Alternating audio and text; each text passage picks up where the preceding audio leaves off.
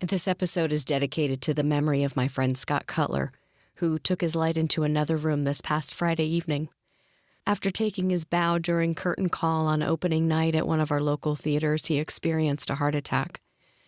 This is a great loss to not only our High Desert Theater community, but to our entire community. Scott, along with his partner Steve, are the owners of a local bed and breakfast that they literally built from the ground up. Scott and I were paired as a couple in a number of theater productions, and I will miss his kind and gentle spirit. Godspeed, my friend. Welcome to the Desert Lady Diaries podcast, a weekly conversation with women who found their home in the Mojave Desert. I'm Dawn Davis, and this is episode 75.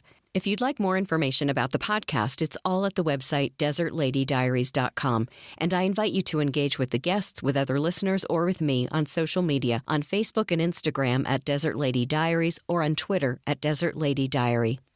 Mimi Mitz was born and raised as one of 5 girls in a suburb of Boston, Massachusetts. She'd never laid eyes on the desert until she moved here when she was 33.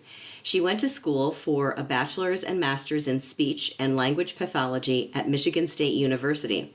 From there, she had jobs in Washington, D.C., Delaware, a travel and work year in Europe, then to Atlanta, Georgia, and then to Joshua Tree in 1978, where she worked for the Morongo Unified School District for 32 years. Mimi is also the longtime president of the Morongo Basin Humane Society, which is the no-kill shelter in the Morongo Basin. Welcome to the podcast. Thank you. Well, glad to be here. So was coming to Joshua Tree in 1978 your first experience, or had you been to other deserts before that? No, I had no idea what the desert looked like. I got my first glimpse coming in on an airplane into Palm Springs. And a friend of mine picked me up in her cute little Mercedes convertible. Oh. And I thought, oh, well, this is a life. And then we went up the hill. I said, oh. So tell me about some of those first impressions. Well, I came here looking for a job. I wasn't positive I wanted to be in California. I wanted to be in California. Wasn't really wanted to be in the desert at all. I was hoping to get to San Francisco. But at that time in 78, it was pretty hard to get a job there. So I thought, well, I'll spend a year wherever and then move my way up the coast. And I ended up with my friend staying there at her house in this beautiful home on the Mesa. And I really was amazed at how pretty it was. And it started to grow on me. And one time she went off and was having a trip or something, and I stayed with her dogs. And I heard the coyotes for the first time. And it was like, I could live here for a year. So that was my first thought. At the time, there were only 2 speech therapists in the district here, so I didn't even apply here. And I went down and looked down at Redlands and down in San Bernardino in that area at Riverside, and the superintendents drove you around in those days. They took me to all these places trying to impress me, and I just wasn't impressed. Atlanta was a pretty nice town, and I thought, well, I'm not giving up Atlanta for this. So Right. That was it. I went home, and I thought that was the end of coming back, and I didn't get a chance to I think it was the Riverside superintendent who drove me around, and I called him, and he said, I found out there's a job in Morongo. And I said, are you kidding me? I said, I just left. I had gone back to Atlanta, said, now I'm going to live in Atlanta. And sure enough, I called and they said, yeah, they had a job and I had to come back out and interview. And he said, I had the superintendents of the 2 largest districts in California, who were west of the Mississippi, drive me around and try to get me to stay and work at their district. And you want me to come out to Morongo to interview? And they said yes. And you did. And I did. And that's how I ended up staying here. I met my husband the first night I came back to interview.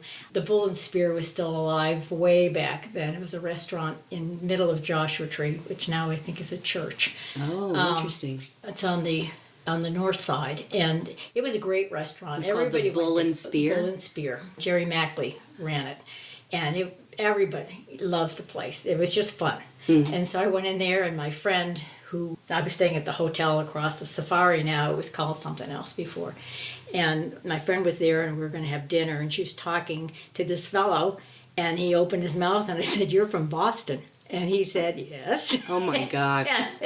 and we sat and we talked till they threw us out. So Oh my goodness. So when I went back, I was pretty well convinced that after having little to none social life in Atlanta and Washington and places like that, I thought, I think I've actually met the one.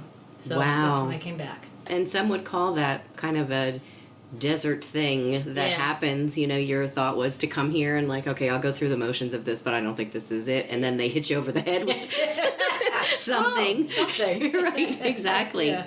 So tell me about that's a long time to be with the school district. What was that like? And were you always doing speech pathology? No, and that's what made it more interesting for me. I started out, it was horrible. I left a job in Atlanta where I had 17 students, and I saw them every day. They used to call them, I think they called them trainables. I mean, now, everything was much different from that. But these kids, some of them didn't talk. They didn't understand most of what you said. And I worked with them every day trying to improve their comprehension and their speech. So it was planned. It was easy. Not easy, but it was comfortable. I came out here and I had, let's see, my schools were from Morongo to Joshua Tree. So I had Morongo, Yucca Olivet Elementary, the high school, which also had the junior high, and Joshua Tree. Those were the schools here. And then my friend that had picked me up way back when at the East End. And I was overwhelmed. I had like 200 and some odd students, because everybody from a little lisp to kids that had really major problems were on my caseload. Oh my gosh. And I had a terrible adjustment doing that. Yeah. It was a shockaroo. And but eventually started getting more and more people. So after 10 years of speech therapy, I was more or less ordered to do this communication handicap class because it was the law. These kids had to be served in some way. So I did that up in Oasis Elementary, and I absolutely loved it. I did it for 8 or 9 years, and it was just a great experience. But these kids were coming from Morongo, Wonder Valley. Some of them were on the bus for like 3 hours. Sure. So they decided finally that we're just going to have to figure out a way to serve them in the other classes, and they let that go. So by this time I'm in Friendly Hills in the Joshua Tree, and I applied for the first grade job, got K1, which was chaotic, and then had just one, which was wonderful, first grade. And then about 8 or 9 years into that, I said, when somebody said, "Well, you tie my shoe," and I thought, hell no. I'm tired. I'm old. Don't make me bend over again. So then I went to 4th grade and spent maybe another 8 years there and retired out of 4th grade. Oh, wow. So. Okay. That's a lot. Yeah. And I had worked 5 or 6 years before that, at least, in Atlanta and all those other places. So right. I've been working a long time. That is a long time. But you got some traveling in, too. Oh, yes. So when you were in Delaware and Washington, D.C., were you also teaching there? No, in D.C. I was at Children's Hospital. In the basement, where they always put the speech pathologist. And loved it because communication isn't important. And I loved it there, but I ended up, a girlfriend from college called me, and she had been working a couple of years, and she said, "I'm quitting my job, I'm buying a car in Europe, and I'm going to stay till the money runs out. Do you want to go?" Wow. And I said to myself, oh, gee, stay and work in D.C. or travel all around Europe until the money runs out. I said, oh, I'm with you. So great. We went with like $2,000 and came back 15 months later. So we worked, and I was a bartender, and we just did little jobs. Oh my as goodness! We went. Yeah, so it was wonderful. Where did you start, and where did you go? We started on a boat that had no stabilizers out of New York, and I remember just being in a drugged state of what is that stuff you take for Dramamine for 10 days. It took us 10 days to cross that damn ocean, and then we started in England. We spent a month in Wales, and I loved Wales. Places like that, and then we ended up in Paris and went over to Spain, and then it started to get cold, so we went no, over to Switzerland. Then it got cold, so we went down to Spain, and that's where we started working in Torremolinos and Rota, Spain, and that's places cool. like that. It was fun. So tell me how you get a job in Spain. I mean, did you speak Spanish? No. Okay. No, it was on Rota. It was a military base. Oh. And so this is, I'm so old. This was when Franco was still in power. And you would be driving down a road, let's say from Zaragoza to Madrid, and you would not see a home, or it was like driving from here through Amboy and, beyond. Yeah. Not quite as stark. And then in the middle of the road would be a soldier with his Tommy gun, or whatever those things were, with his, I don't know if you have any memory, no, you wouldn't have any memory, but any thoughts from of Franco, the history but books. Yeah, they had these flat front tops, and they'd be walking around in the middle of nowhere. They were the most intimidating group that and you couldn't get on the base until they let you on the base, and then the Marines let you on the base and that kind of thing. So you were working on base? No, actually, I was working off base. Oh, because, okay. Yeah, and then I couldn't get on base because I was working as a bartender, and God knows what those people did. Oh my gosh. Oh, you wouldn't believe it. It was. Wow. I have some stories, but they're not for publication. Maybe we'll talk about that in the Diary Unlocked. Oh my goodness. Wow. Yeah, so when I got here, I was really okayed about just settling for a while. Sure. Because I had done enough. Yeah. Well, after I came back from Europe, I worked in Delaware, which was really nice, in Atlanta. Great jobs, but about I seemed to be doubling as I went along. 1 year in Washington, 2.5 in Delaware, 5 in Atlanta, and then 30. Right. It was getting closer to that, like, getting settled place. My history is kind of like, the longest place I've been is I was born and raised in Jersey. Oh. And then I left there, and I was about 6 years in Charlotte, and 6 years in Cleveland, and 6 years in Orlando, and about 7 in LA, and now I'm here just under 3. So, yeah, my history seems to be about 6 or 7. Yeah. So we'll see. It'll be interesting to see when that comes around, what happens for me. Where in Delaware were you? I was in Dover. Great town. Okay, just curious because my mom listens, and they live just outside of Rehoboth. Oh, I had a house in, it's a little town right next to Rehoboth. How could I forget that? 12 of us. She'll know it when she hears the podcast. Yeah. Right, Mom? Yeah, it's right next. It's just above Rehoboth. Oh, I can't believe I forgot it. But anyway, there were 12 lawyers upstairs and 12 teachers downstairs. Oh, wow, cool. And it was fun. It was a summer thing. Oh, exactly. Yeah. Kind of like Jersey Shore. Right, I had a friend of mine had her parents' own places there, and teachers would come in the summertime, and that's where they would spend the whole summer, which is great. Okay, so we kind of skipped over how the move went when you moved here to Joshua Tree. So you came and you had your interview. Bam, is it Art? Art. Right.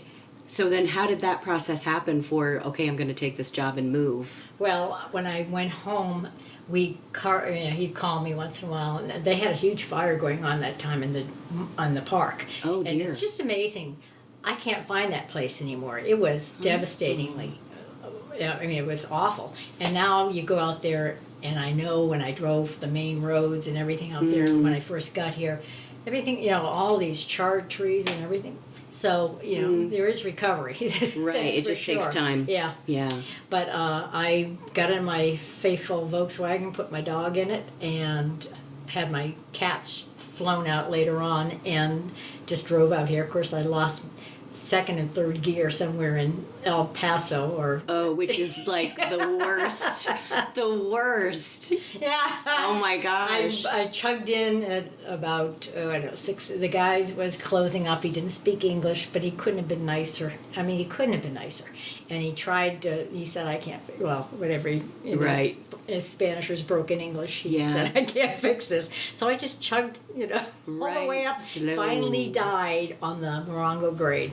Oh my goodness. So Art, can you come and get me? He said, "I know somebody who fixes Volkswagen." Yay. So that's. Oh my gosh. Yeah.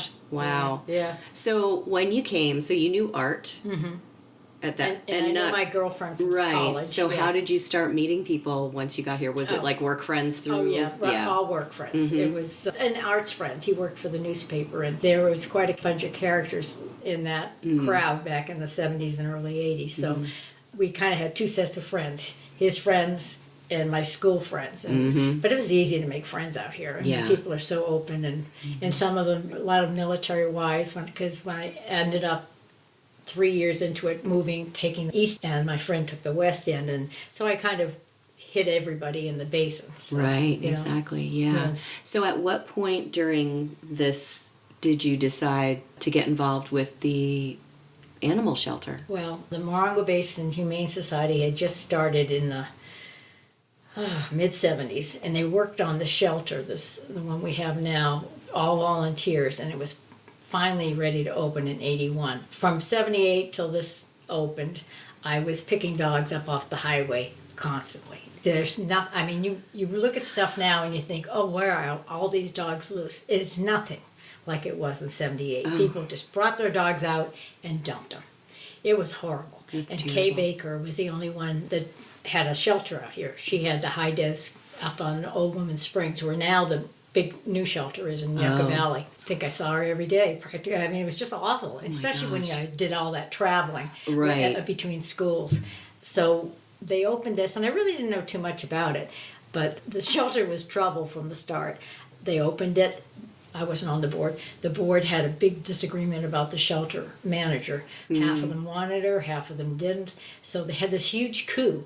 They closed it. It was open for like 2 days. They closed it. There was this coup, and this whole new board took over. Oh, wow. And one of them knew my husband and said something to him, would your wife be interested? Because I guess he said, oh, now she has someplace else she can bring the dogs. Or keep them herself, that kind of thing. A couple of my cats. So I said, okay. And they had a large board, and it was easy back then. A lot of well-known people were behind it. It wasn't a no-kill, that just concept just hadn't ever showed up. So it was okay, and then we all, you know how it is. Well, so-and-so's president this year, you'll be next year, and you'll be next year. And it wasn't a lot of responsibility, because I really couldn't have handled a lot when I was working. And I just stayed on for, I don't know, I think I finally said in 96, and things had just gotten too hectic and too, I would say, out of control. They had bingo, and bingo seemed to be the focus, not the shelter. Oh. And I had enough of that. So I quit for at least 15 years. Oh, wow. Yeah, and then when I retired, I started going back out there and walking dogs. And the manager must have said, you got a live one here. So Shirley Vickers called me and said, we're in big trouble money-wise. And there's only 3 of us left on the board. Would you please come? And if anybody else had called me, I knew this was supposed to be my retirement. I knew this was going to be the end of retirement. Right. And if anybody but Shirley had called me, I'd said no, but I could not say no to Shirley. So I said, okay. And I went to the first board meeting, and the 2 people that were on the board besides her said, oh, good, you're back. We resign. Oh, my gosh. So there was Shirley and me and one other lady who was very sick. And I thought, oh, what have I done to myself? So what did you do to bring it back to... Well, they still had bingo, but we discovered it was really not a moneymaker. Shirley worked very hard at different kinds of fundraisers, and I did too. And then we started slowly getting more people on the board, and we just kept... At one point, we had to actually pay staff from our own pocket because it was that bad. Wow. But that maybe 1 or 2 times. Right. And then it just started to get better, and we started getting more interest in people. And by that time, I skipped a whole thing. By that time, it was a no-kill shelter. Oh, okay. And that was the whole reason I didn't mind going back, because when it was a kill shelter, you'd fall in love with something, and then it wasn't there the next day. Yeah. So... I couldn't take that. So Did that happen while you were still involved? Or yes. Oh, it was. Which is another reason I said I can't do this anymore. So when I went back again in 2008, there was a no-kill shelter. So that made all the difference in the world for me, as far as working there. Yeah. So did you find some folks that you could bring on the board that had grant writing experience? No, we're still looking. Really? Yes. If anybody would like to do a grant for us, we have gotten some grants, but they are through, they'll send you paperwork and you fill it out. Oh, we okay. haven't found anybody that wants to go out and find grants for us, write them, because I'm done with that. Tapped out. Yeah, I'm done with that kind of stuff. And Right. that and treasury. I could never be a treasurer again as long as I live, But other than that, we've got really good people that go out and have good ideas for fundraising, and we've done very well, and we've found some, I shouldn't say sugar daddies, but we've found some people who just believe in the whole concept and really follow through. We have a group in Palm Springs called ACT. It's adult customized tours, and they live up here. And I went out to check out their house. One of them wanted to adopt a dog. It was a big dog, and I went out there, and beautiful home on the top of the hill up there in Old Springs. But there was no yard. There was nothing. And I thought, I can't have this poor dog out here. You know. So I said, no. And he says, I walk my dogs 5 miles every day. And he just kept after me and kept at me. And I said, I believe you, all right. You know, and thank God, because they have fundraisers for us every year. In fact, I'm going down tomorrow to pick up a check from their latest fundraising where they will, if somebody donates $50, they will give these people a $100 voucher for a trip. Oh, wow. I know. They're wonderful. That's great. And he's been, one of them, Steve's been our MC and our auctioneer at the Wolf Walk every year, too. So, yeah. And we found people like that along the way that have really helped. And this year and last year was the first time we ever closed the year out in the black. Congratulations. I know. That's amazing. Well, of course, we're in the red again, but you know. Well, that happens. It comes and goes, you know. And I will definitely put the website information in the blog post when I put it on. And it is mbhumanesociety.com. Right. So if you're listening and you're interested in making a donation, you can go there, and that would be greatly appreciated. Yes, and we have our dogs and cats on there too. They can see what great! We have. Yeah. Okay, awesome. Yeah. And you also have a dog walking program where people can just come out. Do they have to sign up? Do they just show up? How does that work? No, they just show up. During the week, we've had, you know, if people want to volunteer, they show up. They see a film. They're advised on who to take, not, you know, who to avoid if certain dogs might be they're too much for me.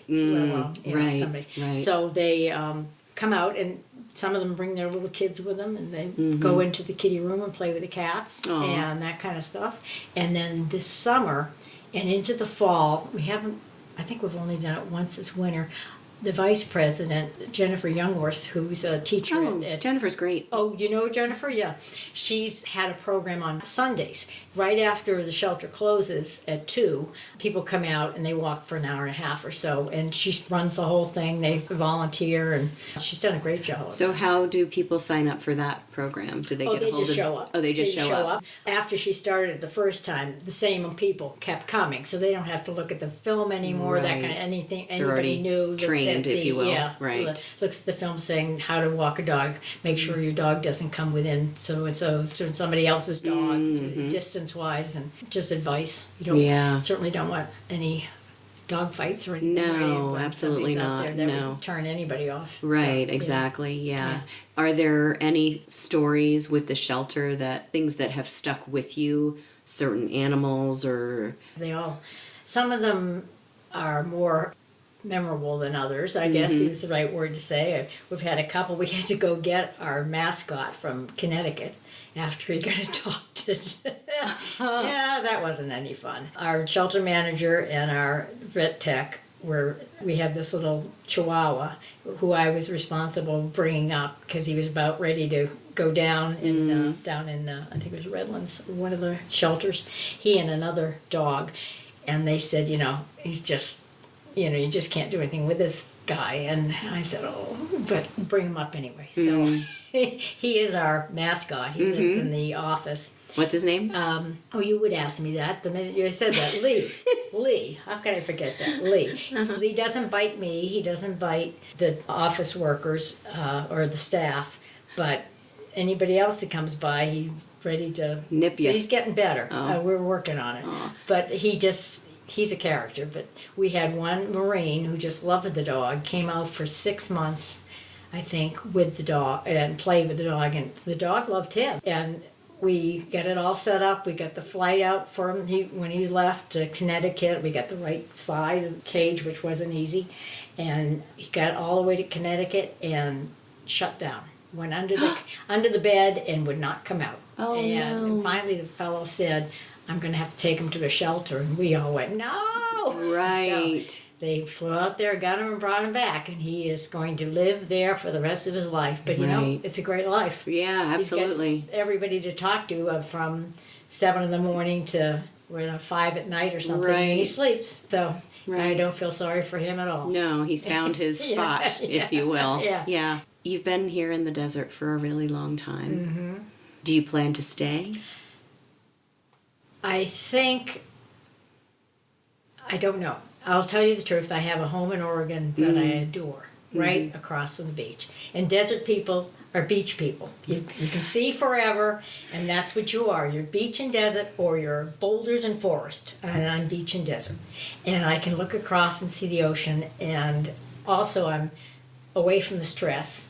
And it's just like I have a retirement when I'm there. And I go there from June to October. Beautiful. Yeah, it is. I love every second. It's freezing up there, but I love every second of it. And I keep thinking I would love to retire there, but it's like everything I've ever had is a money pit, putting money into it like crazy. But I think this might actually prove to be profitable compared to other houses I've lived in. But I don't know. You know how it is. You fall in love with something, you can fall out of love too. And there's been so many changes here that...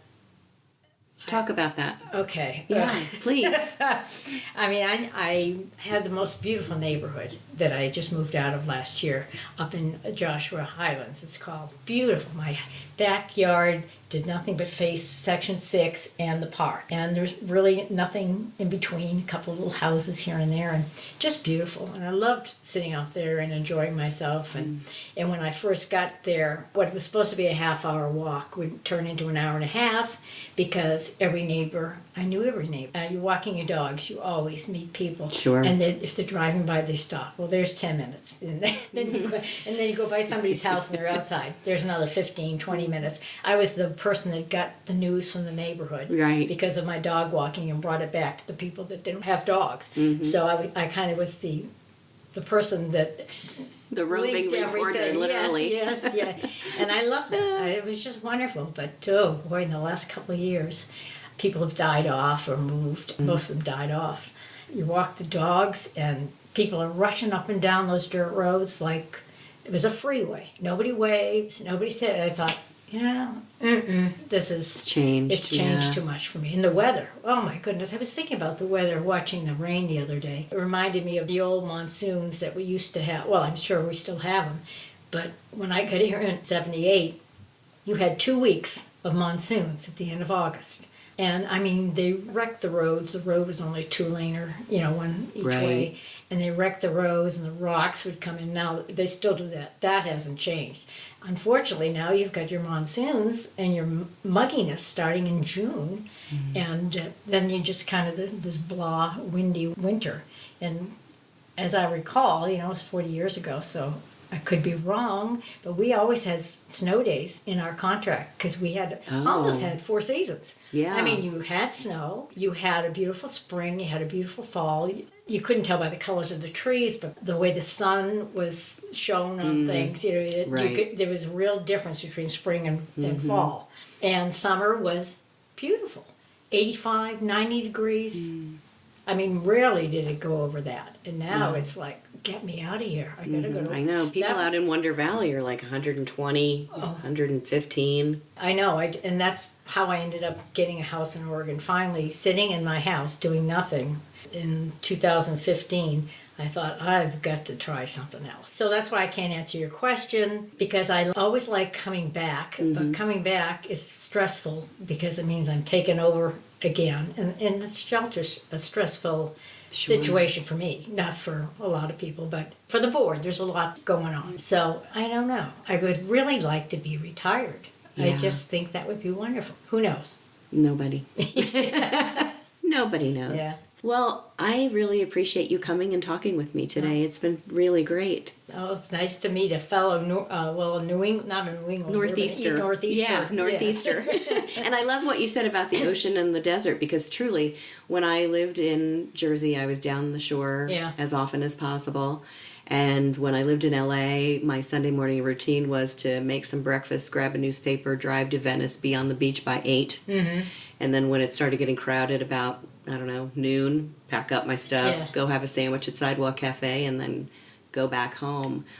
And then when I moved here, I started going out to the Palms for breakfast. Wow. All the way to the Palms? Yeah. So to me, it was almost like I had kept my beach routine. Yeah. It was just different sand. Yes. Very different sand. Different sand. Well, thanks again. And before we go, for our Patreon supporters, I'm going to go ahead and ask you to pick 4 numbers between 1 and 50. Oh, I don't get to see what they are? No, you do not. Oh, my goodness. It's totally random. Oh, jeez. Well, I'll do my favorite. 33. Okay. Let's see. 22. Okay. 3. Is that how many? And one more. One more. 45. 45. Okay, let's see what we've got. Oh, heavens. And then I'll repeat them so you can answer them. And these are for our monthly Patreon supporters. It's for the content called Diary Unlocked, available exclusively to Patreon supporters of Desert Lady Diaries. So the questions that Mimi picked are, ask me one question. Oh. What's your favorite driving or road trip music? I had a feeling someone talked to the Kit Brooks was just here the other day, and she chose that one. How would your best friend describe you? And what was your most memorable birthday? Okay. So if you're interested in hearing Mimi's answers to those questions, head on over to patreon.com/Desert Lady Diaries, or go to desertladydiaries.com, click on the support page, and become a Patreon supporter. I really admire Mimi for dedicating so much time to the no-kill shelter. It's great work. Have you ever adopted a pet from a shelter? If you have, share a photo on the Facebook page and tell me a funny story about them. If you'd like to hear the answers to the questions Mimi chose for Diary Unlocked, the episode is available over at Desert Lady Diaries' private podcast on Patreon. Diary Unlocked is available exclusively to Patreon supporters for $5 per month. Check it out at patreon.com/Desert Lady Diaries, or check out the details at desertladydiaries.com and click on the support page. And I've got a couple of shout-outs this week. First to Nancy M. Thank you so much for your generous donation to the podcast. And to Gail A., who became a Patreon supporter of the podcast and who recommended Mimi Mitz for an interview. Thank you so much, Gail. And I appreciate Kit, Charisse, and Jean for signing up for the weekly newsletter. The newsletter brings the new episode to your inbox every week. Thank you, ladies. Next week, I'm talking to Cheryl Erickson, longtime 29 Palms resident and one of the founders of the 29 Palms Historical Society. Thanks so much for listening.